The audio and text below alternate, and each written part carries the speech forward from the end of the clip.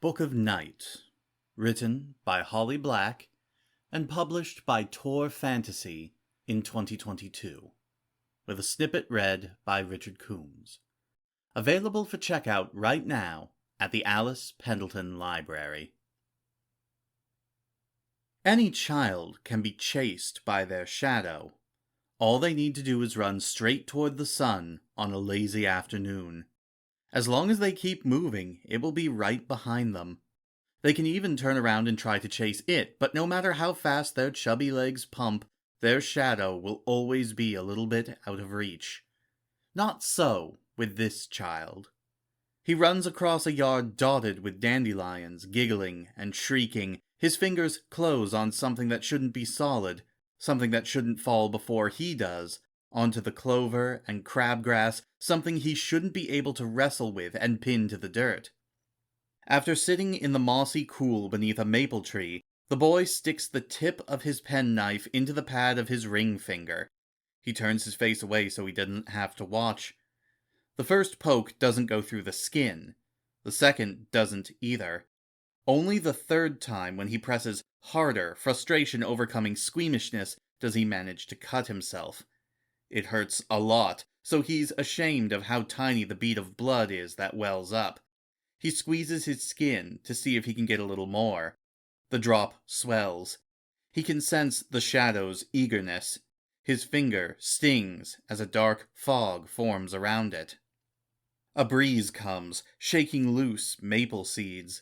They spiral down around him, coptering through the air on their single wing. "Just a little drink every day," he'd heard someone on the television say about their shadow, "and it will be your best friend in the world." Although it has no mouth and no tongue, and there is no wetness at its touch, he can tell that it's licking his skin. He doesn't like the feeling, but it doesn't hurt. He's never had a best friend before. Still, he knows that they do things like this. They become blood brothers, smearing their cuts together until it's impossible to tell where one ends and the other begins. He needs someone like that. "I'm Remy," he whispers to his shadow, "and I'll call you Red." Charlie's ugly Crocs stuck to the mats on the floor behind the bar, making a sticky, squelching sound. Sweat slicked the skin under her arms, at the hollow of her throat and between her thighs. This was her second shift today. The afternoon guy quit abruptly to follow his boyfriend to Los Angeles, and she was stuck with his hours until Odette hired a replacement.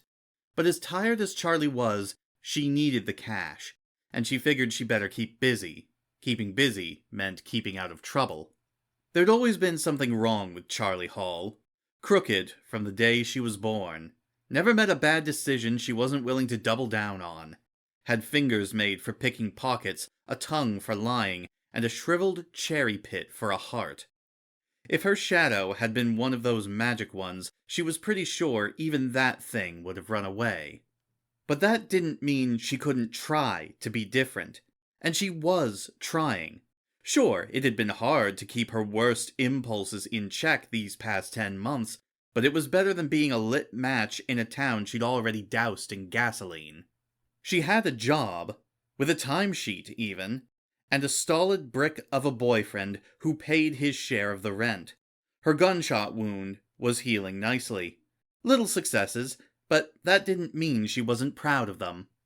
It was on that thought that Charlie looked up to see a test of her resolve walk through the double doors of the Rapture Bar and Lounge. Doreen Kowalski's face looked hot and blotchy with crying. She'd obviously tried to fix her makeup, but had wiped her mascara so hard that it winged out on one side. Back in high school, she wouldn't have given Charlie the time of day, and she probably didn't want to tonight either. There are countless differences between the lives of people with money and people without. One is this. Without the means to pay experts, it's necessary to evolve a complex ecosystem of useful amateurs. When Charlie's dad got what the doctor told him was a skin cancer, he drank a fifth of Maker's Mark and asked a butcher friend to cut a divot out of his shoulder because there was no way he could afford a surgeon. When Charlie's friend's cousin got married, they asked Mrs. Silva from 3 blocks over to make their wedding cake because she loved to bake and had fancy pastry piping doodads.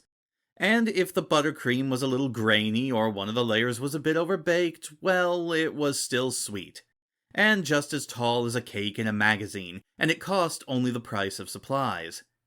In the world of shadow magic, Charlie was a successful thief, but to the locals, she would always be a useful amateur, willing to palm a wedding ring or retrieve a dog-napped pit bull.